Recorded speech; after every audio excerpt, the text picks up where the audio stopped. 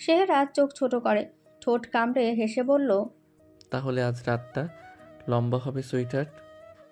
কথাটা বলে শেহরাজের ঠোঁট ছুঁয়ে যায় সুমুর কপালে, তারপর গাল, তারপর সুমু হঠাৎ মুখ ঘুরিয়ে বলল, একটা চুমুর মধ্যে এত ইন্টারেস্ট বিকাশ করে দিতাম বললেই হতো। শেহরাজ হেসে ফেলে, তারপর ধরা গলায় বলে, আজ রাতটা ভয়ঙ্কর হবে। কথাটা বলে শেহরাজ সুমুর ওষ্ঠ নিজের ওষ্ঠের আয়ত্তে নিল। কিছুক্ষণ বাদে সরে দাঁড়ালো শেহরাজ। সুমু লজ্জা পেয়ে ঈশিতাদের কাছে চলে গেল। সুমু চলে যেতে শেহরাজের চারপাশ ঘিরে ফেলে তার পুরো গ্যাং। সকলে ঠোঁট টিপে হাসল। শেহরাজ ভ্রু কুঁচকে তাকালো আয়ুবদের দিকে। প্রথমে মুখ গম্ভীর করে আয়ুব বলল, এসকে একটা কথা বলি, তুই কি এখন রোমাঞ্চে নাকি কোঅপারেটিভ প্রজেক্টে ঢুকেছিস? মানে ভাই, রোমাঞ্চ এভাবে সিরিয়াস হয়ে গেছিস যেন কোনো অফিস প্রজেক্টে ঢুকে গেছিস। রোমাঞ্চকে খুব পেশাদারভাবে নিয়েছিস, যখন তখন যেখানে সেখানে। রিহান যোগ দিল আয়ুবের সাথে।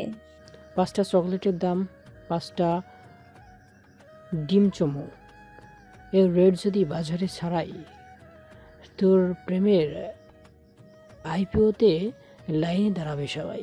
তুই ভাবতে পারছিস এসকে এই রেট যদি সবাই জানতে পারে, তাহলে দুনিয়া সব চকলেট পাগলি চকলেট ব্যবসায়ীদের সাথে প্রেম করতে চাইবে। তখন মনে হবে প্রেমটা একটা ব্যবসা বা শেয়ার বাজার।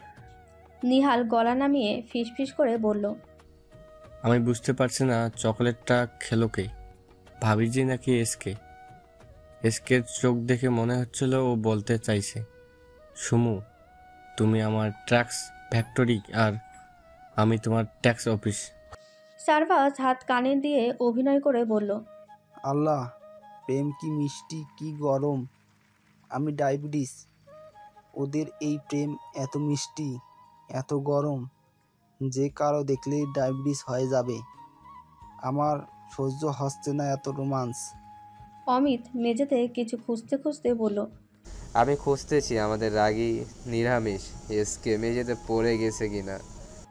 আরবাজ চোখ কুঁচকে বলল, তবে ভাই আমি তোমাদের দুজনের রোমান্স দেখে ভয়ে আছি। হঠাৎ করে একদিন দেখব Shahriaz and Sumaiya wedding complex limited, ওদের প্রেম যেন একটা প্রতিষ্ঠানের রূপ নিচ্ছে, যেটা খুব তাড়াতাড়ি এই আফরান মিনি মার্টার এর মতো ওপেন করবে আমাদের এসকে ভাইয়া।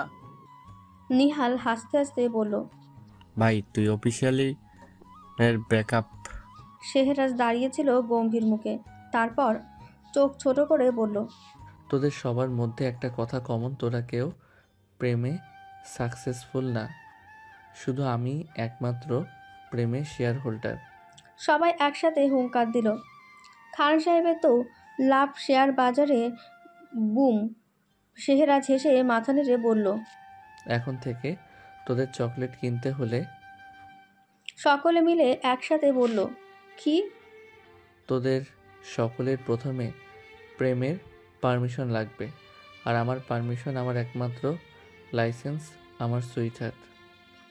আয়ুব 2 হাত কোমরে রেখে বলল, ভাই আজ তো দেখলাম চকলেটের বিল শোধ হলো লাভ কার্ডে। রিহান সিরিয়াস মুখ করে বলল, বিকাশের চেয়ে চুমুতে টেস্টিং ফার্স্ট লাগে, প্রেমে টাকা লাগে না, চুমু দিলে সব হয়ে যায় এত ফাস্ট।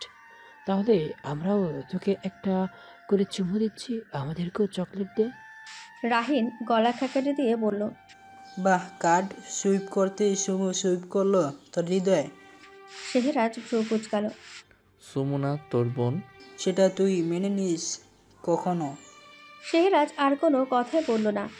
এবার সারপাস মেঝেতে কিছু খুঁজতে খুঁজতে বলল, এইখানে কারো লজ্জা নামের জিনিস পড়ে আছে। শেহরাজের ছিল মনে হয়। অমিত শেহরাজের কাঁধে হাত রেখে বলল, ভাই তুই তো এতদিন কল ছিলি, এখন দেখি ফুল ডেয়ারি মিল্ক। আরবাজ বুদ্ধিমান ভঙ্গিতে চশমা তুলে বলল, আজকের শিক্ষণীয় কথা, প্রেম করলে টাকার দরকার নাই, শুধু একটা কার্ড, একটা চকলেট, বিজনেস আর একটা কিউট বউ লাগবে।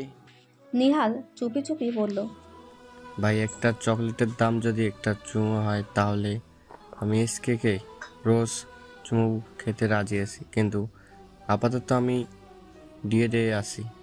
শেহরাজ দাঁড়িয়ে দাঁড়িয়ে সবার দিকে তাকিয়ে চোখ ছোট করে বলল, তোরা সবাই এখনই শপ ছেড়ে বের হ। আমি আজ থেকে শপে ফ্রেন্ড বর্জিত সব সাইনবোর্ড ঝুলাবো। সারবাজ হেসে ফেলে বলে, ভাই আমরা যাব ঠিকই, কিন্তু একটা কথা। সবাই একসাথে চিৎকার করে বলল, খান সাহেব চকলেট দিলে কিস ফ্রি।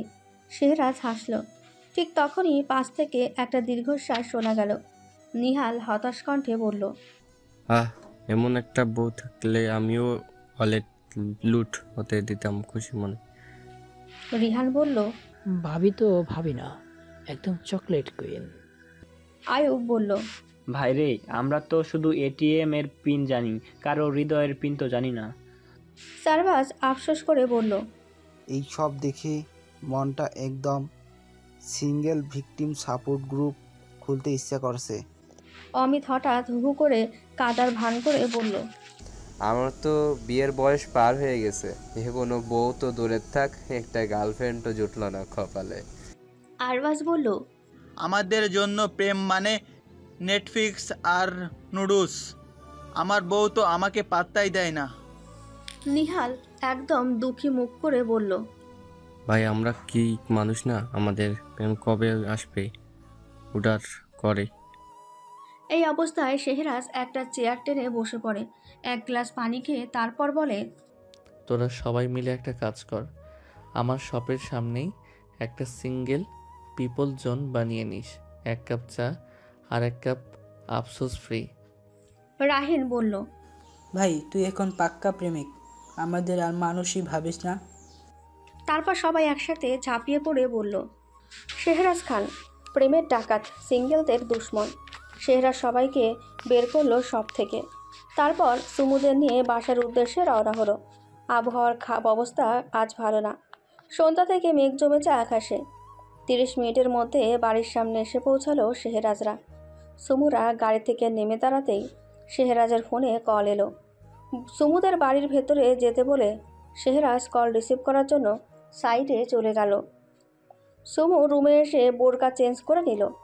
আজ সুমুর পরনে শুদ্ধ শাড়ি। আয়নার একবার নিজেকে দেখে নিল সুমু। তখনই শেহরাজ রুমে আসলো।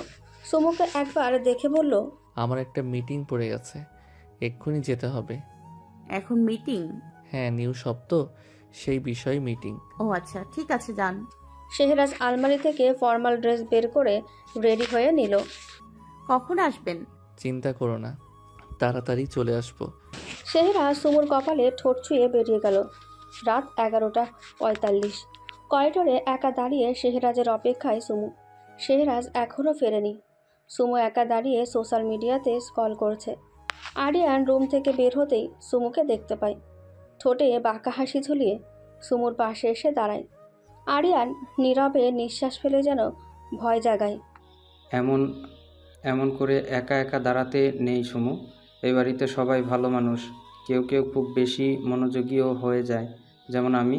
সুমু চমকে পাশে তাকায়। কোনো কথা না বলে রুমের দিকে অগ্রসর হতেই আরিয়ান সামনে এসে সুমুর পট আটকে দাঁড়িয়ে বলে, চলে যাচ্ছ কেন? একটু কথা বলো, আমি সত্যি খুব মনোযোগী তোমার প্রতি। সুমু কপাল কুঁচকে স্থির গলায় বলে, আপনার এই মনোযোগ খুব অস্বস্তিকর আরিয়ান ভাইয়া। আরিয়ান হাসে, একটু ঝুঁকে বলে, তোমার গলার কাঁপুনি, চোখের রাগ সব দেখে ফেলেছি, কিন্তু বিশ্বাস করো ভয় পাওয়ার কিছু নেই। আমি চাইলে খারাপ হতে পারতাম, এখনো পারি, কিন্তু হব না। সুমু এক ধাপ পিছিয়ে যায়। আপনি হয়তো অভ্যস্ত, আপনাকে সবাই সহ্য করে নেয়, কিন্তু আমি করব না। আমি না বলতে জানি। আর আপনি কি পারেন না পারেন সেটা প্রমাণ করার দরকার নেই। আমি ভয় পাই না, আমি ঘৃণা করি। আরিয়ান ঠোঁটের কোণে ঠান্ডা হাসি। ঘৃণা মজার জিনিস, অনেক ভালোবাসা শুরু হয় সেখান থেকেই, জানো তো। এমনকি তোমাকে খান সাহেবের মতো পুরুষও একদিন। একটু থামলো আরিয়ান, চোখে অদ্ভুত আগুন, ঠোঁটে অদ্ভুত হাসি টেনে বলল, ভুল করতেই পারে। সুমু এবার একেবারে কাছে এগিয়ে আসে, চোখে আগুন। আপনি নিজের সীমা না জানলে আমি তো শিখিয়ে দিতে জানি। আপনি যাকে দুর্বল ভাবছেন সে যদি কখনো ভয় না পেয়ে দাঁড়িয়ে যায়, আপনার মুখেই থুথু ফেলবে একদিন।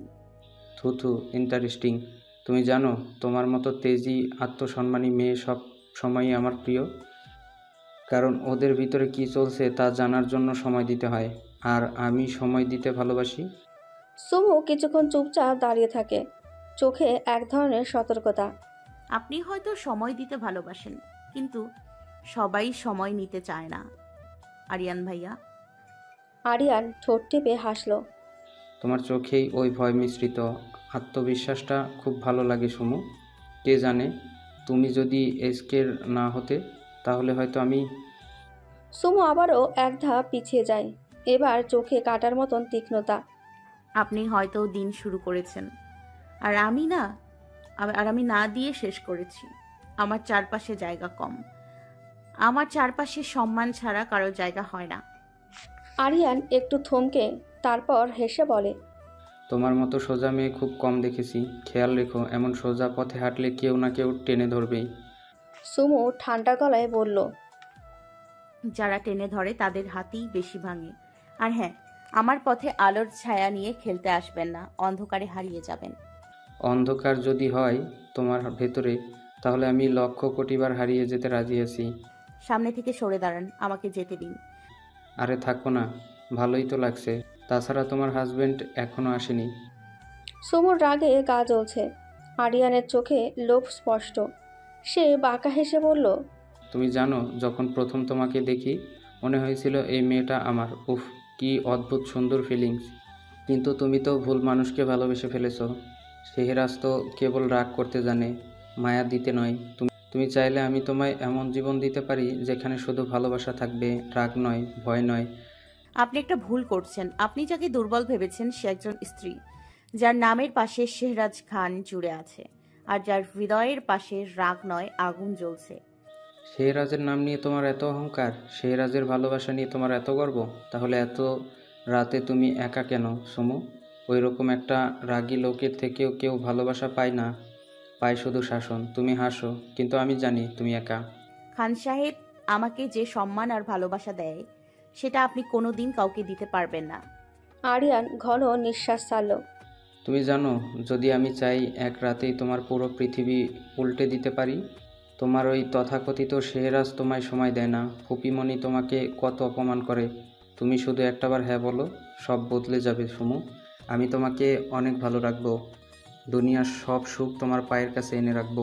আপনি যতটা নিচে নামতে চান নামুন, কিন্তু মনে রাখবেন, একটা মেয়ের সম্মান ভাঙতে গেলে আপনাকে প্রথমে নিজের বিবেক পুড়িয়ে ফেলতে হবে। আর রইল সুখের কথা, আমার খান সাহেবের সামান্য উপস্থিতিতে আমি যে সুখ পাই, সেই সুখের কাছে দুনিয়ার সব সুখ তুচ্ছ।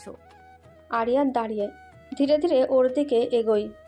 ভেবো না আমি ভয় পাই না তোমার স্বামীকে, সে শুধু চিৎকার করতে পারে, আমি কাজ করি নীরবে। সুমু পিছিয়ে যায়, পেছতে পেছতে দেওয়ালের সাথে পিঠ ঠেকে সুমুর। আরিয়ান দাঁড়িয়ে পড়ে, একটু উচ্চস্বরে হেসে বলে, তুমি যদি এতটা স্মার্ট আর আত্মসম্মানী না হতে, তাহলে অনেক কিছু বদলে যেত সুমু। এসকে কি এমন দেখলো তোমার মধ্যে আমি জানি না, তবে আমি বেশ ভালোভাবেই অনেক কিছু দেখতে পাচ্ছি। সুমু দৃঢ় গলায় বলল, আপনি দেখার অধিকার রাখেন না। তবু দেখছি। আর মজার ব্যাপার, তুমি তো কখনো থামোনি আমাকে। একা থাকো, চোখে চোখে রাখো, চুপচাপ শুনে যাও। সুমু এবার এক ধাপ কাছে এগিয়ে আসে, গলায় ভয়ানক শীতলতা, রাগে নাকের পাটা ফুলে ফুলে উঠছে। শুনুন, আপনি ভুল ভেবে ফেলেছেন। আমি আপনার বন্ধু না, আপনাকে সহ্য করার বাধ্যতাও আমার নেই। ভুলে যাবেন না, আমি আপনার ভাইয়ের বউ। এই সম্পর্কের ওজন আপনি বোঝেন না, তাই বলছি সম্মান দিয়ে কথা বলুন। আর একবার এমন উচিতপূর্ণ বাজে কথা বললে আমি নিজে গিয়ে খান সাহেবকে সব বলবো। তখন কি হবে সেটা ভাবার সময়ও পাবেন না আপনি। আর চুপ থাকা মানে মেনে নেওয়া নয়, কখনো কখনো চুপ থাকা মানে শুধরানোর জন্য একটা সুযোগ দেয়া। আরিয়ান ব্যঙ্গ করে হাসে। সুমু আবারও বলল, আপনি আরিয়ান ভাই, কিন্তু সেটা ঠিক ততদিন পর্যন্ত যতদিন পর্যন্ত আপনি আপনার সম্মান ধরে রাখতে পারবেন। আর না পারলে আপনি শুধু একটা নাম হয়ে থাকবেন, যেটা আমি শুধুমাত্র ঘৃণা করে উচ্চারণ করব। আরিয়ান বাঁকা হাসল, ঠোঁটে কুৎসিত হাসি, ঠান্ডা গলায় বলল, এই চুলের গন্ধ, এই নিঃশ্বাস এসকের জন্যই সব। একটু বাঁচিয়ে রাখো আমার জন্য। সুমু একটুও ভয় না পেয়ে বলল, আপনি কি বলছেন বুঝতে পারছি, আর সেটাই আপনাকে ঘৃণা করার জন্য যথেষ্ট। আরিয়ান মাথা ঝুঁকিয়ে গলায় বিষ নিয়ে বলল, তুমি ভীষণ সুন্দর সুমো। আমি অনেক মেয়ে দেখেছি, কিন্তু তোমার চোখে ভয় নেই, আর তাতেই নেশা চড়ে যায় জানো। সুমু ঠান্ডা গলায়, কিন্তু শব্দগুলো তীক্ষ্ণ। আপনি নেশা বলেন আর অসভ্যতা, দুটোরই নাম একটাই, আপনার ক্ষেত্রে নোংরামি। তুমি বুঝতে চাইছো না আমাকে। এসকে থাকলে পারতে কি এমন এভাবে চুপচাপ দাঁড়িয়ে থাকতে? খান সাহেব থাকলে আপনি এই জায়গায় থাকার সাহস করতেন না। এখন আমি একা আছি, আর আমি নিজের সম্মান রক্ষা করতে জানি। আপনার মতো নিচু মনোবৃত্তির মানুষদের জন্য আমার ভয় নেই, আছে ঘৃণা। আরিয়ান থেমে যায়। মুহূর্তের জন্য যেন সুমুর চোখে ভয় না পেয়ে তার ভেতরে দম্ভটাও কেঁপে ওঠে।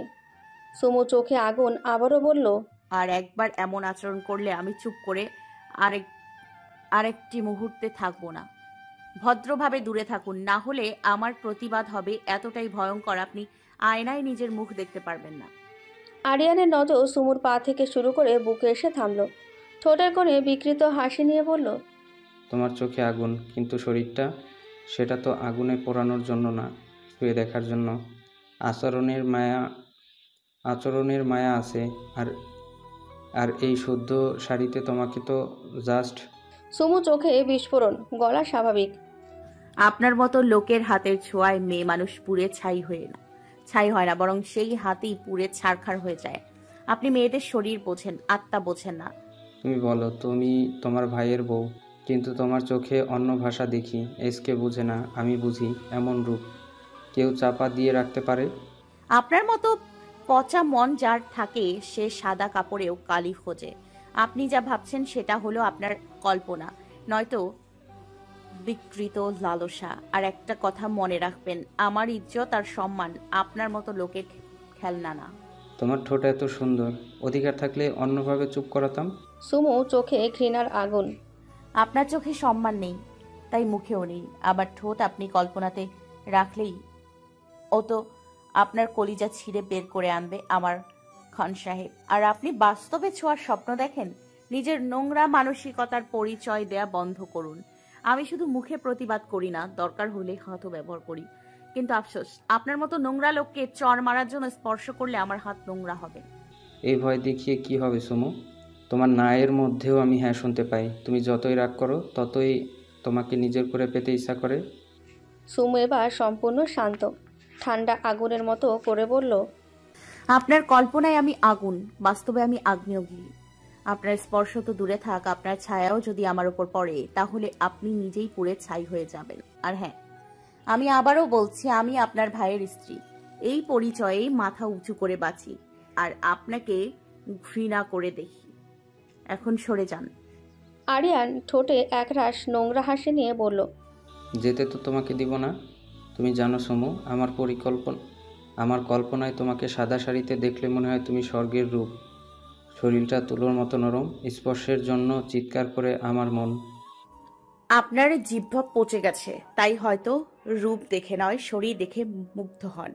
আপনি নারী দেখেন না, দেখেন কেবল ভোগের বস্তু। তোমার ঠোঁট এত সরু, তবুও কথায় এত বিষ। কিন্তু এই বিষও যদি আমার ত্বকে মিশে যায়, আমি দুঃখ করব না। আপনি যতই বিষ পানি করতে চান না কেন, আমি আগুনের ফুলকি। তুমি কি জানো, ভয় দেখাতে গিয়ে তুমি আরো বেশি আকর্ষণীয় হয়ে যাচ্ছ। তুমি যত রেগে যাচ্ছ, আমার ততটাই ইচ্ছে করে তোমাকে। সুমু কঠিন গলায় বলল, আপনার ইচ্ছে একটা ঘৃণার গল্প।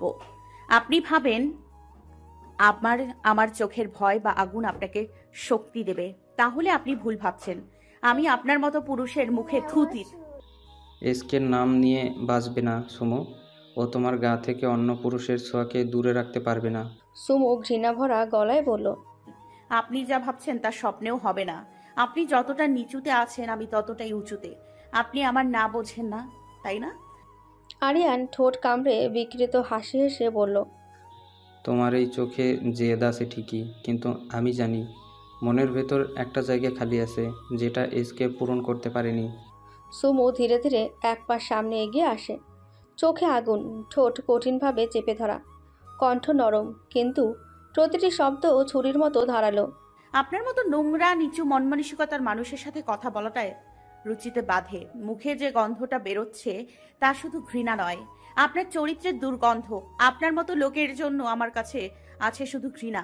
আর আমি এমন একজনের স্ত্রী যার ছায়ার নিচে দাঁড়িয়ে থাকা মানেই সম্মানের আশ্রয়। আপনি সেই ছায়ার ধারে আসার যোগ্যও নন। নিজের জায়গা চিনে কথা বলুন। আরিয়ান হাসে। সুমু আবারও বলে, আপনি আমাকে স্পর্শ করার স্বপ্ন দেখার আগে আয়নায় গিয়ে নিজের চোখ দেখুন। সেখানে আপনার প্রতি ঘৃণা দেখতে পারবেন। আজ থেকে আমার কাছে আপনি একটা ধিক্কারের নাম, আর কিছুই না। আরিয়ান আবারও এগিয়ে আসতে গেলেই সুমু আরিয়ানের মেন পয়েন্টে হাঁটু দিয়ে মারে। ব্যথা জায়গায় হাত রেখে আরিয়ান চোখ মুখ কুঁচকে কোমর বাঁকিয়ে ঝুঁকে পড়ে। এই সুযোগে সুমু দৌড়ে রুমে ঢুকে ভেতর থেকে দরজা লক করে দেয়। নাজমিনের ফোন বেজে উঠল। স্ক্রিনে আইবের নামটা ভেসে উঠল। নাজমিন কল রিসিভ করে ঘুম চোখে বলল, আপনি কি চান? আমি কি এই রাতের বেলায় না ঘুমিয়ে এখন আপনার ফালতু কথা শুনবো? আয়ুব হেসে বলল, তুমি তো আমার ব্রাউন গার্ল, আমার ওপর রাগ করে আছো? না, ফোন রাখুন, ঘুমাবো। তুমি রাগ করলে বেশি কিউট লাগে। প্রেম সকালে করব, এখন ঘুমাই। না, এখন প্রেম করার সময় তুমি জানো না, রাত গভীর হলে প্রেম করতে হয়। ঘুমান তো, হুদাই বাজে কথা বলে। আমার মাথা ব্যথা বানাইন না। ভালোবাসা মানেই তো মাথা ব্যথার ওষুধ খাওয়া, আর তুমি তো আমার ছাম্মাক ছালু, মিষ্টি দুষ্টু ব্যথা। আপনার আমি ছাইড়ে দিব একদিন, হুদাই প্যারা ভালো লাগে না। ছাড়লেও তুমি থাকবে আমার ওয়াইফাই কানেকশনের মতো, না থাকলেও নাম দেখা যায়। নাজমিনের মেজাজ গরম হলো। কল কেটে দিয়ে ফোন বন্ধ করে আবারও শুয়ে পড়ল নাজমিন। বাইরে বৃষ্টি পড়ছে। একটার দিকে বাড়ি ফিরল শেহরাজ। সুমু মন খারাপ করে শুয়ে। শেহরাজ ফ্রেশ হবার জন্য ওয়াশরুমে যেতে গিয়েও ফিরে এলো। সুমুর পাশে বসে সুমুর মাথায় হাত বুলিয়ে বলল, কি হয়েছে? কেউ কিছু বলেছে? না। শেহরাজের বিশ্বাস হলো না সুমুর কথা। শেহরাজ উঠে দাঁড়াতেই সুমু হাত টেনে ধরে বলল, কোথায় যাচ্ছেন? সিসিটিভি ফুটেজ চেক করতে। সুমু ভয় পেয়ে গেল। সে চায় না এই মাঝরাতে কোনো ঝামেলা হোক। শেহরাজের হাত টেনে ধরে বলল, বাসার জন্য মন খারাপ, সবাইকে অনেক মিস করছি। শেহরাজ বসল সুমুর পাশে। সুমু জড়িয়ে ধরল শেহরাজকে। চোখ ভিজে উঠল সুমুর। কান্নাজড়িত গলায় বলল, আমার খুব বৃষ্টিতে ভিজতে ইচ্ছে করছে। শেহরাজ একবার জানালা দিয়ে বাইরের দিকে তাকালো। সুমুর মন খারাপ বলে আর না করলো না। ড্রয়ার থেকে কিছু একটা পকেটে ঢুকিয়ে ফর্মাল ড্রেসেই সুমুকে নিয়ে ছাদের উদ্দেশ্যে রুম থেকে বের হলো। আরিয়ান পানি নিয়ে ওপরে ওঠার সময় ওদের দুজনকে দেখে দাঁড়িয়ে পড়ল। বৃষ্টি পড়ছে। ছাদের চারদিকে জমে আছে নীরবতা আর বৃষ্টির শব্দ। সাদা শাড়িতে ভিজে সুমু দাঁড়িয়ে আছে ছাদের এক কোণে। তার ভেজা চুল, চোখের নিচে পানির রেখা, আর ভেজা আঁচলের আড়ালে এক অপার্থিব সৌন্দর্য। শেহরাজ ধীরে ধীরে এগিয়ে আসে। সাদা শার্টের হাতা গুটিয়ে রাখা, চুলে বৃষ্টির জল। এক হাঁটু গেড়ে বসে সে সুমুর পায়ের কাছে। সুমুর পা নিজের হাঁটুর ওপর তুলে নেয়। পকেট থেকে নূপুর বের করে আলতো হাতে সুমুর পায়ে নূপুর পরিয়ে দেয়। তারপর একটু ঝুঁকে সুমুর পায়ের ওপর ঠোঁট ছোঁয়। শেহরাজ এমন হঠাৎ নরম স্পর্শে মৃদু কেঁপে ওঠে সুমু। শেহরাজ মুখ তুলে তাকাতেই পা নামিয়ে নেয় সুমু। শেহরাজ আবারও তাকায় সুমুর পায়ের দিকে। এমন সময় ছাদের দরজায় এসে দাঁড়ায় আরিয়ান, হাতে ফোন। তাকিয়ে আছে সুমুর দিকে। শেহরাজ আজ সুমুকে এমন অবস্থায় দেখে রাগ জ্বলে ওঠে আরিয়ানের মস্তিষ্কে। সে সুমুদের কাছে যাবার জন্য পা বাড়াতে গিয়েও থমকে যায়। রাগে হাত মুষ্টিবদ্ধ করে স্থান ত্যাগ করে। শেহরাজ ছাদের দরজার দিকে তাকিয়ে বাঁকা হাসল। তারপর নেশালো কণ্ঠে বলল, তোমায় কেউ দেখতে পারে না সুইটার। এই বৃষ্টি, এই ছাদ, শুধু আমি আর তুমি। সুমু ভিজে ঠোঁটে শুধু বলে, ছাদের মধ্যে এইসব কি শুরু করেছেন? আমার পায়ের সামনে বসে আছেন, কেউ দেখতে পেলে আমাকে খারাপ ভাববে, বলবে স্বামীকে পায়ের কাছে বসিয়ে রেখেছি। শেহরাজ ধীরে ধীরে সুমুর পায়ে হাত রাখে। তোমার গলায় ওই চেইনটা আমার স্পর্শ চাই, কারো চোখ না। সে উঠে দাঁড়িয়ে সুমুর গলায় থাকা ডায়মন্ড চেন খুলে দেয়। তারপর কানের টপস, হাতের ব্রেসলেট একে একে খুলতে থাকে। শেহরাজের শীতল হাতের প্রতিটা স্পর্শে যেন সময় থমকে যায়। বৃষ্টির ভেজা শাড়ির নিচে সুমুর সারা দেহ কাঁপছে ভালোবাসায়, লজ্জায় আর তার খান সাহেবের অনিবার্য টানে। বৃষ্টির মধ্যেই দাঁড়িয়ে থাকা একমাত্র পুরুষটাই তার জগৎ, শেহরাজ খান, যে তার অলংকার নয়, আত্মা খোঁজে ব্যাকুল। সুমুর হৃদয় জুড়ে এখন শুধুই একটাই শব্দ, খান সাহেব। তার সমস্ত সত্তা ভিজে গেছে, শুধু বৃষ্টিতে না, শেহরাজের চাহনিতে। ভেজা শাড়ির ফাঁকে বুকের নিচে কাঁপছে লাজ আর এক রাশ না বলা আকাঙ্ক্ষা। শেহরাজ ঘোর লাগা চোখে তাকায় সুমুর দিকে। শেহরাজ চোখে বৃষ্টি নেই, ছিল না কোনো দিন, থাকতো শুধু আগুন। আর সেই আগুন এখন জ্বলছেন তার মনের ভেতর, সুমুর ভেজা অবয়বের প্রতিটা রেখায়। সে মুখ এগিয়ে নিয়ে সুমুর কানে ফিসফিস করে বলে, তুমি জানো না সুইটহার্ট, এই সাদা শাড়িটা ঠিক কতটা অন্যায় করছে আমার সঙ্গে? তুমি জানো না তোমার এই ভেজা কাঁপুনি আমাকে কোথায় নিয়ে যাচ্ছে? তার হাতটা ধীরে ধীরে উঠে যায় সুমুর কাঁধে। আঁচলটা একটুখানি সরলেই সুমুর নিঃশ্বাস থমকে যায়। খান সাহেব, না প্লিজ। শেহরাজ সুমুকে ভয় দেখিয়ে আলতো হাসে। শেহরাজের হাসি মাখা ঠোঁট ছুঁয়ে যায় সুমুর কপাল, তারপর গালের কোণে, আর একটুখানি নামতেই সুমু চোখ বন্ধ করে ফেলে। সুমুর হৃদয়ের মধ্যে তখন একটা যুদ্ধ, লজ্জা বনাম আকাঙ্ক্ষা। তবু সে নিজেকে সরায় না। সে শুধু বলে, আপনি আমায় এমন করে স্পর্শ করলে আমি এলোমেলো হয়ে যাই। শেহরাজ আবারও সুমুর কপালের ঠিক মাঝখানে একটা চুমু এঁকে দিয়ে বলে, তোমাকে এলোমেলো দেখতে চাই। আমার এলোমেলো স্পর্শ থেকে বাঁচতে তোমায় পালাতে দেখতে চাই। তোমায় শুধু ছুঁতে চাই। প্রতিটা লজ্জা পেরিয়ে তোমার আত্মা পর্যন্ত পৌঁছাতে চাই। হঠাৎ একটা বিজলি চমকায়। সুমু শিহরিত হয়, কিন্তু তাতেও শেহরাজের স্পর্শ থেমে যায় না, বরং সুমুকে নিজের বুকের মধ্যে লুকিয়ে ফেলে। শেহরাজ আবারও সুমুর কাঁধে হাত রাখে। তার চোখে কিছু নেই, আছে শুধু তৃষ্ণা, যেটা কোনো জল তৃষ্ণা মেটাতে পারে না। হঠাৎ এক ঝটকায় সে সুমুকে তুলে নেয় কোলে। সুমুর ভয় রুদ্ধ হয়ে শেহরাজের বুকে চাপা পড়ে। খান সাহেব, আশেপাশের বাসা থেকে কেউ দেখবে। দেখুক না, জানুক সবাই, তোমার স্বামী শুধু তোমাকেই চায়। তোমার প্রতিটা নিঃশ্বাস, প্রতিটা কাঁপুনির অধিকার আমার। বৃষ্টির মধ্যে দিয়ে সে ধীরে ধীরে হেঁটে যায়, ভেজা সিঁড়ি বেয়ে নিচে নামে। প্রতিটা পা ফেলে যেন সে তার মালিকানা দাবি করছে সুমুর প্রতি। সুমু চুপ, তার হাত কাঁপতে কাঁপতে শেহরাজের ঘাড় জড়িয়ে ধরে। তার বুকের সঙ্গে বুক লেগে গেছে। তার মনে হচ্ছে তার দেহটা ঢেকে আছে তার খান সাহেবের বুকের ছায়ায়। শাড়ির কাপড়ের আর কোনো অস্তিত্ব যেন নেই। দরজা খুলে তারা ঢুকে পড়ে বেডরুমে। অন্ধকার নরম আলোয় ভেজা। শেহরাজ সুমুকে বিছানায় রাখে না, দাঁড় করিয়ে দেয় জানালার সামনে। জানালার কাজ বেয়ে গড়িয়ে পড়ছে জলরাশি। চারিদিকে এক অদ্ভুত নীরবতা, শুধু বৃষ্টির শব্দে যেন এক সুর বেজে চলেছে। সাদা শাড়িটা গায়ে লেগে আছে সুমুর, চুল থেকে টপ টপ করে পানি পড়ছে।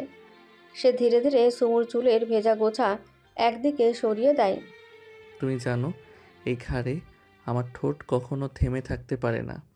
সে ঠোঁট ছোঁয়ায় সুমুর গলায়, গলা বেয়ে নেমে যায় স্পর্শ, কাঁধ ছুঁয়ে পিঠের মাঝ বরাবর। সুমুর নিঃশ্বাস যেন থমকে যায়। খান সাহেব, আমি ভেঙে যাচ্ছি। শেহরাজ সুমুর হাত ধরে দেয়ালে ঠেকিয়ে দেয়, ভেঙে যাও সুইটহার্ট, ভেঙে যাও, যেন আমি তোমার প্রতিটা ভাঙার টুকরোকে নিজের করে নিতে পারি। তার হাত এবার ধীরে ধীরে শাড়ির আঁচল খুলে দেয়। না, কোনো তাড়াহুড়ো নয়, শুধু ভালোবাসায় মোরা গতি।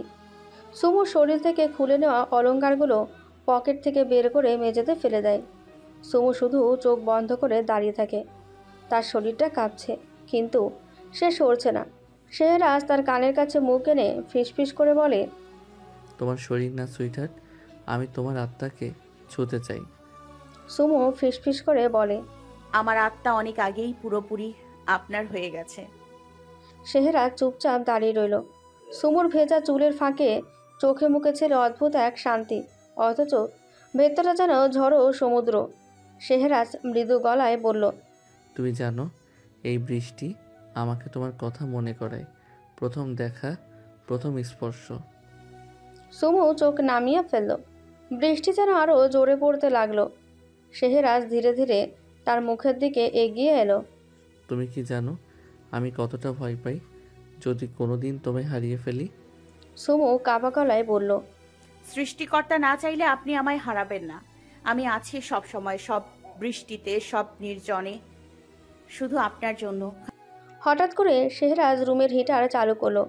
বাইরে থেকে আসা আলো নরম হয়ে এসেছে। চারপাশে যেন এক ঘোর লেগে আছে। সুমুর ঠোঁট কাঁপছে। শেহরাজ হাত ছুঁয়ে বলল, তোমার ঠোঁট কাঁপছে সুইটহার্ট? খান সাহেব বলে ডাকো তো একবার। সুমু লাজুক গলায় বলল, খান সাহেব। শেহরাজ তার ঠোঁটে আলতো ছোঁয়া দিল। তারপর একে অপরের আলিঙ্গনে হারিয়ে গেল। কিছু সময় যেতেই শেহরাজ সুমুকে ছেড়ে বলল, I badly need you sweetheart. শেহরাজের কণ্ঠটা যেন বর্ষার মাঝরাতে গলে যাওয়া কফির মতন গাঢ় ও মায়াময়। কথাটা বলার সময় শেহরাজের চোখ আটকায় সুমুর চোখে।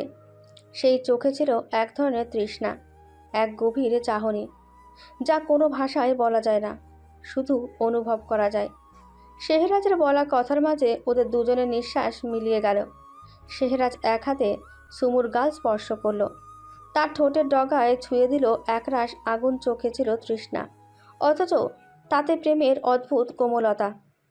বৃষ্টির শব্দের মাঝে নিঃশব্দে দুজনের ওষ্ঠের ছোঁয়া চলল দীর্ঘ সময়, যেন সময় থেমে গেছে। সুমুর হৃদস্পন্দন বেড়ে যাচ্ছে। শেহরাজের স্পর্শে তার সারা শরীরে লেগে আছে বৃষ্টির মতোই ঠান্ডা অথচ জ্বলন্ত আবেগ। ঘরটা অন্ধকার, শুধু জানালার বাইরে বিদ্যুতের আলোয় মাঝে মাঝে ঝলকে উঠছে তাদের মিলন। শেহরাজ ধীরে ধীরে বলল, তুমি জানো তো, এই বৃষ্টি ভেজা রাতটা আমি শুধু তোমার জন্য রেখে দিতে চাই, চুপি চুপি, শুধুই আমাদের ভালোবাসার জন্য। সুমু কোনো উত্তর দিল না। সুমু ঠোঁটজোড়া অস্বাভাবিক মাত্রায় কাঁপছে। তার চোখের পাতায় জমে আছে ভিজে অনুভব, বৃষ্টির নয়, শুধু শেহরাজের ছোঁয়াই। শেহরাজ ধীরে ধীরে তার মুখের আরও কাছে এসে বলল, তোমার শরীরের এই ভেজা ঘ্রাণ, এই কাঁপুনি আমাকে পাগল করে দিচ্ছে সুইটহার্ট। আমি যদি এখন নিজেকে আটকে রাখি তবে সে আমি হব না, সে হব কেবল এক সমাজভীরু শেহরাজ। সুমুর চোখে এক ধরনের নীরব আগুন। সে জানে কিছু বলতে গেলেই সব ভেঙে পড়বে, তবু সে বলল, আপনি আমার দিকে এমনভাবে তাকাবেন না খান সাহেব। আমার আজ আবারও নতুন করে লজ্জায় মাটিতে মিশে যেতে ইচ্ছে করছে।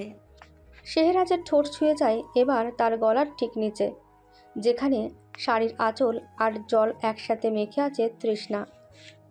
তোমার লজ্জা আমার শান্তি। হাতটা এবার নামলো সুমুর কোমরে। সুমু আবারও কেঁপে উঠল। শেহরাজ হেসে ফেলে। সেই হাসি কোনো পাপের নয়, ছিল এক ধরনের প্রেমের দুঃসাহস, এক ভালোবাসার অধিকার। সৃষ্টিকর্তা তোমায় আমার কপালে লিখেছে সুইটহার্ট, তুমি কেবল আমার হক। ছাদের মাঝখানে তখন শুধু একটুখানি বাতাস, একটুখানি সময়। জানালার বাইরে ঝড় বাড়ছে, আর ঘরের ভেতরে দুজন মানুষের মনের ভেতরে ঝড় বাড়ছে। আচমকা সুমু শেহরাজকে জড়িয়ে ধরে। শেহরাজ তখন আর থামে না, সে সুমুকে কোলে তুলে নেয়। বৃষ্টির শব্দে হারিয়ে যায় শাড়ির খসখসে ঘ্রাণ আর নিঃশ্বাসের তীব্রতা। শেহরাজ ধীর পায়ে সুমুকে বিছানায় বসিয়ে দেয়। সুমুর ভেজা শাড়ি তখন তার গায়ের সাথে লেপ্টে আছে, আর চোখে জমে আছে এক স্বপ্ন পূরণের বৃষ্টি। আপনি কি জানেন আমি ভয় পাই এই মুহূর্তগুলোকে? কেন? শেহরাজ কপালে চুমু দিয়ে জিজ্ঞেস করে। সুমুর কণ্ঠ নিঃশ্বাসের মতো নরম। কারণ আপনি যখন এতটা কাছে থাকেন তখন আমি নিজেকে আর নিজের মধ্যে রাখতে পারি না। শেহরাজ এক হাতে সুমুর চিবুক তুলে ধরে। সুমুর চোখে গভীরভাবে চেয়ে মৃদুস্বরে গেয়ে উঠল, एक दिल है, एक जान है, दोनों तुझ पे कुर्बान है। एक मैं हूँ, एक ईमान है, दोनों तुझ पे कुर्बान है। গান থামিয়ে মুচকে এসে বলল, আজ রাতে এই বৃষ্টির সুরে আমি তোমায় নিজ হাতে গড়ে নিতে চাই, একদম আমার মতো। কথাটা বলে টেবিল থেকে ফোনটা নিল। তারপর ফোনে প্লে করলো জিন্দেগি সে চুরাকে গান। ফোনটা জায়গার মতো রাখলো, আবারও সুমুর কাছে এলো। শেহরাজের ঠোঁট এবার নামছে সুমুর গলার নিচে, তারপর কলার বনে। প্রতিটা ওষ্ঠের ছোঁয়া যেন এক একটা ফুল হয়ে খসে পড়ছে সুমুর ত্বকে।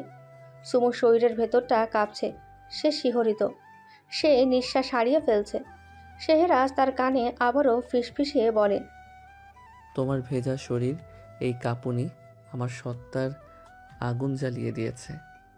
আমি তোমার ভিতরে ঢুকে যেতে চাই, শুধু শরীরে না, আত্মায়, নিঃশ্বাসে, হৃদয়ের গভীরে। বিছানার চাদরে তাপের ছায়া গড়ে যায়, বৃষ্টির শব্দে হারিয়ে যায় শেষ লাজের আওয়াজ। সুমু ঢাকা পড়ে শেহরাজের বলিষ্ঠ দেহের আড়ালে, যেন প্রেমের গোপন পত্র খুলে পড়ছে অক্ষরে অক্ষরে। সুমুর বুকের নিচে তখন শুধু হৃদয়ের শব্দ, খান সাহেব, খান সাহেব, খান সাহেব। চোখে চোখ, ঠোঁটে ঠোঁট। তারা হারিয়ে যায় এক প্রেমের মহাসাগরে, যেখানে ভাষা নেই, লজ্জা নেই, শুধু ছোঁয়া আছে, ভালোবাসা আছে। এই রাতে আবারও তারা শুধু দেহ নয়, একটা আত্মা হয়ে মিশে যায়। এই রাতে আরও একবার কোনো শরীরের খেলা ছিল না, ছিল আত্মার এক গভীর নিঃশব্দ অগ্নিস্নান। বাইরে তখনও বৃষ্টি ঝরছে, কিন্তু রুমের ভেতরে দুজন মানুষের নিঃশ্বাসের পাল্লা সময়ের সাথে তাল মিলিয়ে ভারী হচ্ছে। সাদা চাদরটাই ভেজা, ভেজা শরীর জড়িয়ে সুমু তার খান সাহেবের বুকের ওপর পড়ে আছে। বালিশের পাশে এলোমেলো চুল, ঠোঁট একটু ফুলে আছে, চোখ দুটো যেন আরও গাঢ় ভালোবাসার কালি মেখে নিয়েছে। তার গালটা শেহরাজের কাঁধে ছুঁয়ে আছে, গলা জুড়ে একটা শান্ত শ্বাস। শেহরাজ এক হাতে সুমুর পিঠে হাত বুলিয়ে দিচ্ছে ধীর, গভীর আর কোমলভাবে। আরেক হাতে সাদা চাদরটায় মোড়ানো সুমুর কোমলটা আগলে রেখেছে এমনভাবে যেন দুনিয়ার সব ঝড় থেকেও আগলে রাখবে। ঘরের ভেতর নিঃশব্দ হয়ে আছে সময়। জানালার বাইরে মিষ্টি নরম আলো যেন সুর বেজে চলে তাদের নিঃশ্বাসে। সুমু চোখ বন্ধ করে শুয়ে আছে। হঠাৎ তার মনে পড়ে কাল রাতের কথা। সে নিজেকে আর ধরে রাখতে পারেনি। তার শরীর, মন, আত্মা সবটাই তখন তার খান সাহেবের দখলে ছিল, এখনও আছে। সবকিছু তার খান সাহেবের দখলে, বন্দি করে রেখেছে তাকে ভালোবাসার কারাগারে। কাল রাতের কথা ভেবে চোখ বন্ধ করে মুচকি আসলো সুমু। কাঁপা কাঁপা গলায় ফিসফিস করে বলল, খান সাহেব। শেহরাজ ছোট নামিয়ে নাই সুমুর কপালে। সুইটহার্ট। আপনি শুধু আমার। খুব ছোট্ট একটা কথা, কিন্তু ভেতরটায় ঝড়। শেহরাজ এক মুহূর্ত থেমে যায়, তারপর চাদরের নিচে থাকা তার আঙুল উঠে যায় সুমুর কাঁধে। চোখ নামিয়ে দেখে এই সেই মেয়েটা, যে মেয়েটা তাকে দেখলেই ভয়ে কাঁপত। আজ সেই মেয়ে তার বুকের ভেতর ঘুমিয়ে। এত ভালোবাসার পর তোমার মনে হয় আমি অন্য কারো? আমি শুধু তোমারই সুইটহার্ট। শেহরাজের কণ্ঠে নিঃশব্দ শপথ। সুমুর চোখ জোড়া চিকচিক করে ওঠে। সে নিজের ঠোঁট ছুঁয়ে দেয় শেহরাজের বুকের মাঝখানে। অতীত মনে পড়ে সুমুর। একটা ভারী নিঃশ্বাস ছাড়ে সে, নিঃশ্বাস লেগে যায় বাতাসে। শেহরাজের দিকে তাকিয়ে মুখ তুলে বলল, আপনি আমার শেষ প্রার্থনা। শেহরাজ আবারও ফিসফিস করে বলে, তুমি জানো না কাল রাতে তোমার ওই ভেজা শাড়িটা আমাকে কতটা পাগল করে তুলেছিল। আমি তোমাকে শুধু ছুঁয়ে ক্ষান্ত হইনি, আমি তোমার ভেতরে নিজেকে হারিয়ে ফেলেছিলাম। আমি জানি না বলছেন। আপনার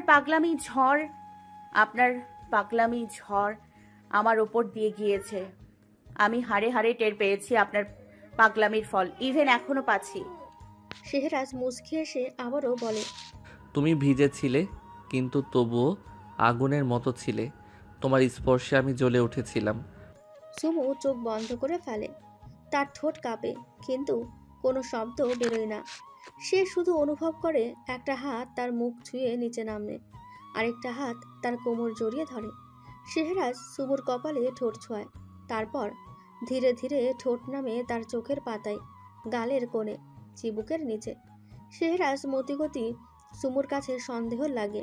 শেহরাজ কোনো কিছু বোঝার আগে সুমু কামড় বসায় শেহরাজের বুকে। আচমকা আক্রমণে শেহরাজ সুমুকে ছেড়ে দেয়। শেহরাজের হাত থেকে ছাড়া পেতে সুমু শরীরের সাদা চাদর পেঁচানো অবস্থায় বেড থেকে নেমে ওয়াশরুমে চলে যায়। সকালে নাস্তা করে রুমে এলো সুমু। শেহরাজ অফিসের জন্য রেডি হয়ে নিল। সুমুর জন্য মেডিসিন এনে সুমুর হাতে দিয়ে বলল, সবগুলো মেডিসিন খেয়ে নিবে। আর শোনো, 2 ঘন্টার জন্য অফিসে যাচ্ছি, একটা ইম্পর্টেন্ট কাজ আছে। আজ ফ্রাইডে, বাসায় এসে জুম্মা পড়তে যাব। তুমি নিজের খেয়াল রেখো। শেহরাজ সুমুর কপালে ঠোঁট ছুঁয়ে অফিসের উদ্দেশ্যে বেরিয়ে গেল। সুমু কিছুক্ষণ শেহরাজের যাওয়ার পানে তাকিয়ে থাকলো। হঠাৎ ফোনে কল আসায় ফোনের দিকে তাকালো সুমু। কল রিসিভ করে কানে ধরে বলল, বলো ঈশিতা। ভাইয়া কি চলে গেছে সুমু? হ্যাঁ, মাত্রই। তুমি একটু আমার রুমে আসতে পারবে? আবরাজ ভাইয়া রুমে নেই?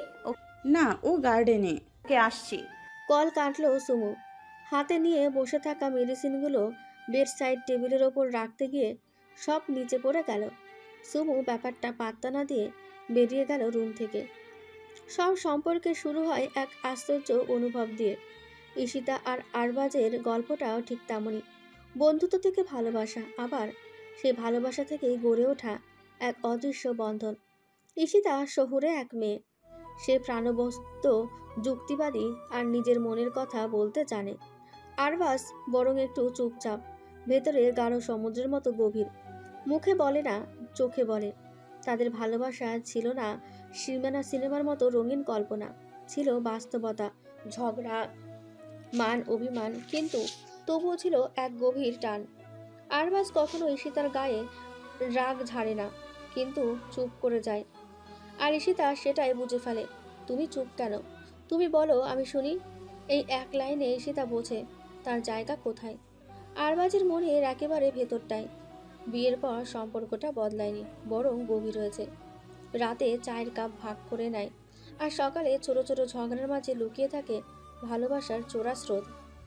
ঈশিতা গুছিয়ে রাখে আরবাজের শার্ট, আর আরবাজ গুছিয়ে রাখে ঈশিতার মুড। কোনদিন সে কফি খাবে, কোন দিন শুধু জড়িয়ে থাকতে চাইবে। তারা জানে নিখুঁত কিছু হয় না, তবে একে অপরকে নিখুঁতভাবে ভালোবাসা যায়। তাদের ভালোবাসা কখনো জোরে বলা হয়নি, কিন্তু প্রতিটা অভ্যাসে জড়িয়ে আছে সে কথা। বৃষ্টির দিনে ঈশিতা জানালার পাশে দাঁড়িয়ে থাকলে আরবাজ বুঝে নেয় ওর হাতে এক কাপ ধোয়া ওঠা চা দিতে হবে। আরবাজ যখন অফিস থেকে ফিরে দরজা বন্ধ করে একটু বেশি দীর্ঘশ্বাস ফেলে, ঈশিতা গায়ে একটা নরম চাদর জড়িয়ে দেয়। কিছু না বলে কেবল পাশে বসে থাকে। এক নিঃশব্দ ভালোবাসা। তাদের মাঝে ভালোবাসি কথাটা অপ্রয়োজনীয় হয়ে গেছে, কারণ তারা চোখে ছোঁয়ায় আর প্রতিদিনে ছোট ছোট খেয়ালে বলে ফেলে। রাতের আধারে একে অপরের পাশে শুয়ে থাকা চুপচাপ নিঃশব্দে। শুধু মাঝে মাঝে ঈশিতা বলে, ভবিষ্যতে যদি ঝড় আসে তুমি হাত ছাড়বে না তো? আরবাজ বলে না কিছুই, শুধু তার হাতটা আরো একটু শক্ত করে ধরে। কারণ ভালোবাসা তো শব্দের অপেক্ষায় থাকে না, ভালোবাসা থাকে ওদের মতো এক কাপ চায়ের ভাগে, চুপ করে পাশে বসে থাকা রাতে, কিংবা এক নিঃশ্বাস দীর্ঘ নীরবতায়। আর এভাবেই চুপি চুপি প্রতিদিন নতুন করে তারা বাধা পড়ে এক জীবন ধরে ভালোবাসার বন্ধনে। ব্যালকনিতে দাঁড়িয়ে গার্ডেনে ফিরোজাদের সাথে দুষ্টুমি করতে থাকা আরবাজের দিকে তাকিয়ে এসবই ভাবছে ঈশিতা। এমন সময় সুমু দরজায় নক করলো। সুমু ঠোঁটে মুচকি হাসি নিয়ে দাঁড়িয়ে আছে। ঈশিতা রুমে এসে বলল, নক করছো কেন সুমু? নিজের বোন প্লাস বন্ধুর রুমে আসতে নক করতে হবে কেন? সুমু রুমে ঢুকে বলল, বোন প্লাস বন্ধুটা তো আর এই রুমে একা থাকে না, তাই না? ঈশিতা আলতো হেসে বলল, আমাকে একটু সাজিয়ে দিবে সুমু? সাজিয়ে দিব মানে? কোথাও যাচ্ছ নাকি? কই না। কেন, তুমি জানো না ভাইয়া কিছু বলেনি? সুমু একটু ভাবুক হয়ে বলল, না তো। তাহলে শোনো, এবারের ছেলেরা তো খুব বিজি থাকে, তাই তারা প্রতি সপ্তাহে একটা দিন মানে প্রতি শুক্রবার তাদের বউদের নিয়ে ঘুরতে বের হয়। আর এই নিয়মটা কে বানিয়েছিল জানো? কে? বড় বাবা, মানে তোমার শ্বশুর। শুনেছি যখন উনি সেনাবাহিনীতে ছিল তখন তো বড় মামনিকে একদম সময় দিতে পারতো না। এরপর যখন তারা ওমানে চলে আসলো তখন নাকি দুই ভাই মিলে প্রতি শুক্রবার আমার শাশুড়ি আর তোমার শাশুড়িকে নিয়ে ঘুরতে বের হতো। বাহ, দারুণ প্রেম ছিল তো তাদের। তা তো অবশ্যই, কিন্তু তোমাকে ভাইয়া সত্যি কিছু বলেনি? না, শুধু বলেছে আজ তাড়াতাড়ি বাড়িতে ফিরে আসবে। তাহলে তো হলোই। কিন্তু তোমার এখন কোথায় যাওয়ার প্ল্যান করছো? জানি না, ও জানে। আমাকে কিছু বলেনি জানো। আমি বোরকা পরে যেতে চেয়েছিলাম, কিন্তু ও বলল শাড়ি পরতে। ঠিকই তো বলেছে। ভাইয়া তার এই মিষ্টি বউটাকে একদিন তো নিজের মনের মতো সাজে দেখতে চাইতে পারে। তবে তোমাকে দেখে মনে হচ্ছে কাল একটু বেশি ভালোবেসেছে ভাইয়া। সুমু লজ্জায় মুখ নামিয়ে ফেলল। ঈশিতা সুমুর চিবুক ছুঁয়ে চুমু খেয়ে বলল, আসো, আমাকে সাজিয়ে দেবে। সুমু মুচকি হাসল। ঈশিতাকে হালকা নীল রঙের একটা শাড়ি সুন্দর করে পরিয়ে দিয়ে হিজাব পিন করে দিল।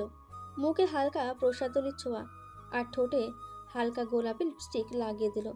ঈশিতাকে নিজের দিকে ঘুরিয়ে নজর কাটানোর জন্য ঈশিতার কানের পাশে কাজল লাগিয়ে দিয়ে বলল, মাশাআল্লাহ, কি অপূর্ব লাগছে তোমাকে। ঈশিতা আলতো হাসলো। এমন সময় দরজায় নক পড়ল। সুমু তাকিয়ে দেখলো আরবাজ অন্যদিকে মুখ ঘুরিয়ে দাঁড়িয়ে আছে। সুমু ঈশিতার দিকে তাকিয়ে মুচকি এসে বলল, আমি এখন আসি। কথাটা বলে চলে গেল সুমু। সুমু যেতেই আরবাজ রুমে ঢুকলো। ঈশিতাকে আজ একেবারে অন্যরকম লাগছে। সাদামাটা শ্বাস, তবুও যেন চোখ সরানো যায় না।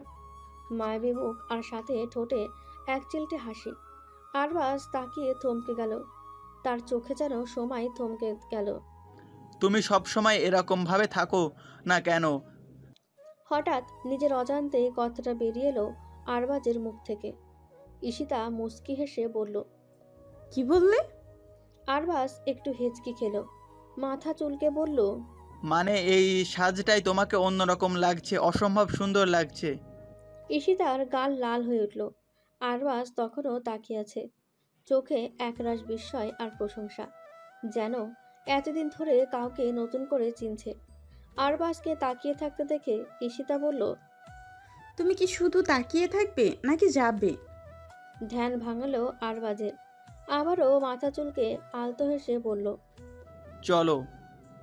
দুজনে একসাথে বেরিয়ে গেল পুরো দিন সকলের থেকে একটু দূরে গিয়ে নিজেদের মতো করে কাটানোর জন্য। ঘড়ির কাঁটা থেমে গেছে যেন। পাতালপুরীর বিলাসবহুল স্যুটের রুমে একটা অশুভ নিস্তব্ধতা। সেখানে যেন মৃত্যুপুরী নেমে এসেছে। Where is he? কোথায় গেল আমার লোকটা? এক গর্জন, এক বিষাক্ত চিৎকার ছিন্ন ভিন্ন করে দেয় সেই নিস্তব্ধতা। মানবটির চোখে রক্তজবা রং, মুখে হিংস্র বিকৃতি। সে এক ধাক্কায় উল্টে দিল সামনে থাকা মার্বেলের টেবিল। কাঁচ ভেঙে ছিটকে পড়ল মেঝেতে। ঝর্ণার মতো ছড়িয়ে পড়ল গ্লাসের টুকরো। খুঁজে বের করো এখনই, এই মুহূর্তে। শেহনাজের কোথায় গিয়ে এসছে তাকে। একটা চেয়ারের হাতলে ঘুষি মারল এমন জোরে কাঠ কট করে ভেঙে গেল। কেউ সাহস করে কিছুই বলছে না। তার চারপাশে থাকা বডিগার্ডরা নিচু মাথায় দাঁড়িয়ে। কেউ একজন কাঁপতে কাঁপতে জিজ্ঞেস করল, স্যার, হয়তো সে পালিয়েছে। সে চুপ। এক লাফে তার সামনে গিয়ে গলা চেপে ধরল। তুই তোর মুখে ওই নাম আনবি না। ও আমার শিকার ছিল, তুই একটা ভয় পেয়ে বেঁচে থাকা কুকুর। কোনো কাজের না তোরা। লোকটা হাঁপাতে লাগলো, চোখে জল, শরীর কাঁপছে, কিন্তু মানবটি ছাড়ল না। সবাই তো ভয় পায় আমাকে, তাহলে এই শেহরাজ কেন পায় না? তার নিঃশ্বাসে পাগলামির গন্ধ, রাগ নয়, পিশাচের উল্লাস। রুমের ভেতরে থাকা সবাই নিঃশব্দ, নিঃশ্বাসও নিতে ভয় পায়।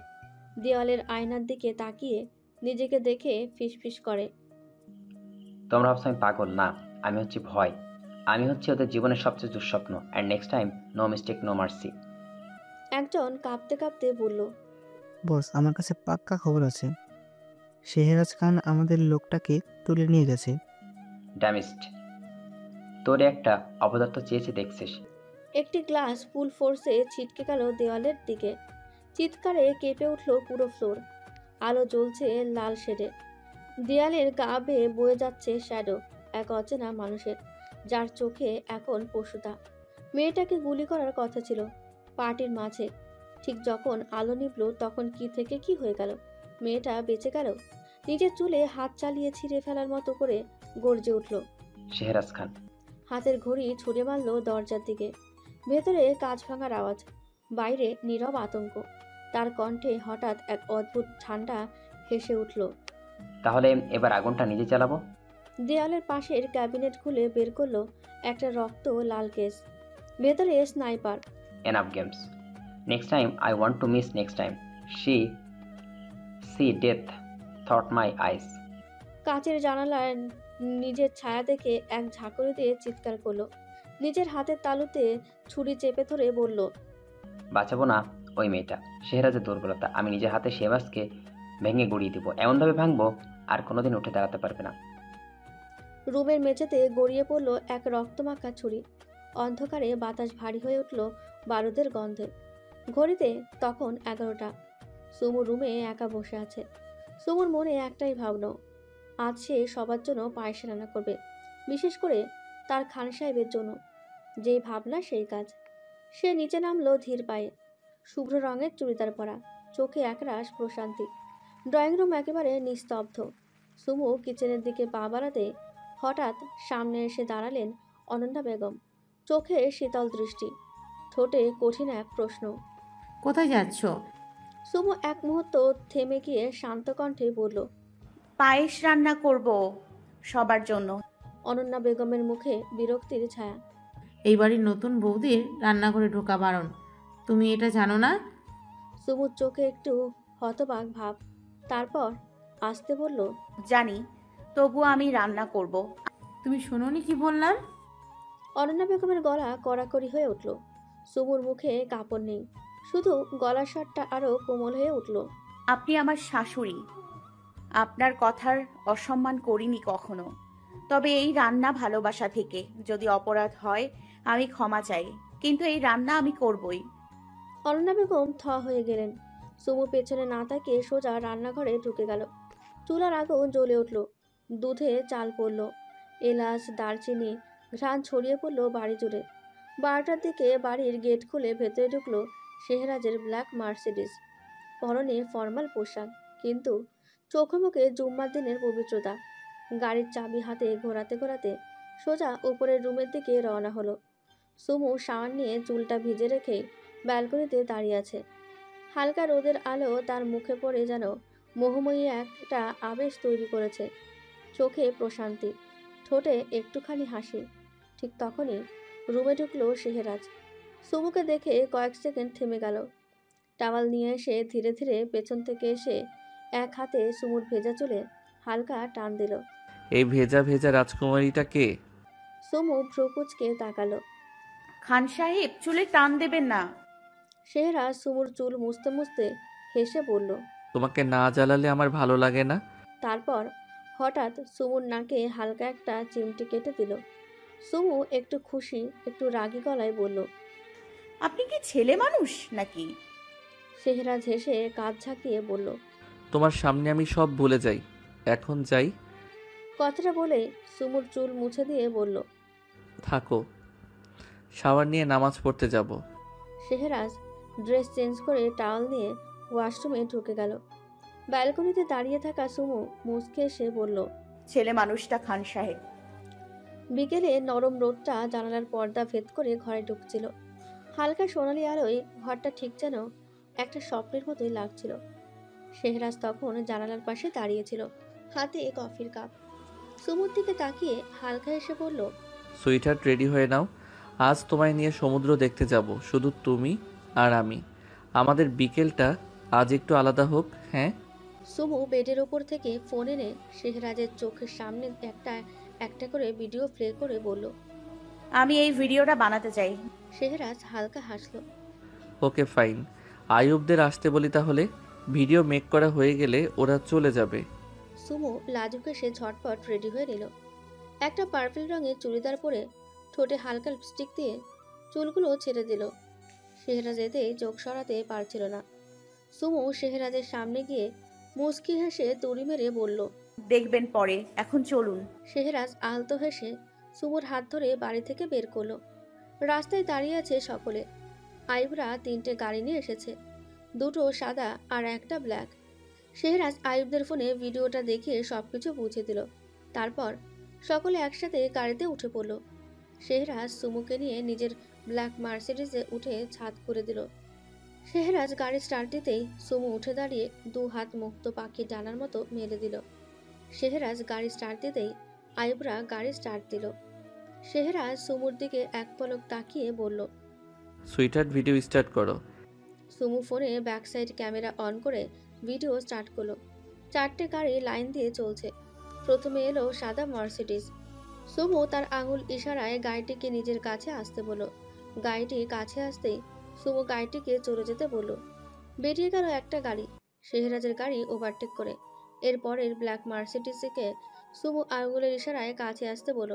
গাড়িটি একটু কাছে আসতেই সুমু আঙুলের ইশারায় গাড়িটিকে চলে যেতে বলল। ব্ল্যাক মার্সিডিজও শেহরাজের গাড়ি ওভারটেক করে বেরিয়ে গেল। এরপর চলে আবারও সাদা মার্সিডিজ। গাড়িটিকে সুমু আঙুলের ইশারায় একটু কাছে আসতে বলল।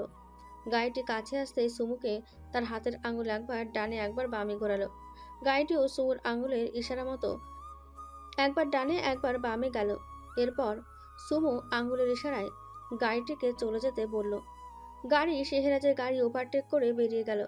ক্যামেরা অফ করে সুমুর ঠোঁটে এক চিলটে হাসি নিয়ে শেহরাজের পাশের সিটে বসলো। ড্রাইভিংয়ের ফাঁকে সুমুর হাসি দেখে শেহরাজ বলল, হ্যাপি সুইটার। ইয়েস। সুমু ভিডিওটা শেহরাজকে দেখিয়ে বলল, দেখুন একদম পারফেক্ট। এটা তো আমি ইনস্টাগ্রামে বাসায় গিয়েই পোস্ট করব। শেহরাজ আলতো হেসে ড্রাইভিংয়ে মন দিল। সুমু ফোন রেখে শেহরাজের কাঁধে মাথা রেখে প্রকৃতি দেখায় মন দিল। সমুদ্রের ধারে পৌঁছাতেই নরম বাতাস ওদের চুল উড়িয়ে দিল। ঢেউয়ের গর্জন যেন গান হয়ে বাজছিল, আর সে গানের প্রতিটি সুরে বাজছিল দুজনার অদৃশ্য ভালোবাসার সুর। সুমু খালি পায়ে বালির ওপর দৌড়ে গিয়ে দাঁড়ালো। পেছনে তাকিয়ে বলল, খান সাহেব আপনি আছেন? শেহরাজ ধীর পায়ে হেঁটে গিয়ে ওর পাশে দাঁড়ালো। হঠাৎ একটা ঢেউ এসে দুজনের পায়ের পাতা ছুঁয়ে গেল। সুমু একটু লাফ দিয়ে পেছনে সরে গেল, আবার শেহরাজের পাশে দাঁড়িয়ে পড়ল। এই ঢেউটাও বুঝি আপনাকে স্পর্শ করতে চাইলো? শেহরাজ মৃদু হাসল, তবে কোনো কথাই বলল না। সুমু মৃদু হাসল, চোখ নামিয়ে বলল, তবে আমার মতো করে তো ছুঁতে পারবে না। শেহরাজ সুমুর দিকে ঘুরে দাঁড়ালো। তোমার ছোঁয়ার মতো কিছুই নেই দুনিয়ায়। তারপর ধীরে হাত বাড়িয়ে সুমুর হাত ধরে দৌড়ে লাগালো। দৌড়াতে দৌড়াতে দুজন হাঁপিয়ে উঠল। তারপর দুজন একসাথে হাঁটতে লাগলো বালির ওপর। পা রেখে রেখে ঢেউয়ের ভেজা চিহ্নের পাশে ওদের ছায়া গলে যাচ্ছিল। সুমু হাত বাড়িয়ে শেহরাজের বাহু আঁকড়ে ধরল। শেহরাজ তাকালো।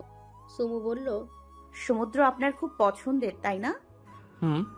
তবে বিডিতে কক্সবাজারের ওই ঘটনাতে আমার পছন্দের সমুদ্রকে তোমার জন্য অভিশপ্ত ঘোষণা করেছিলাম। সুমু অবাক হয়ে তাকালো।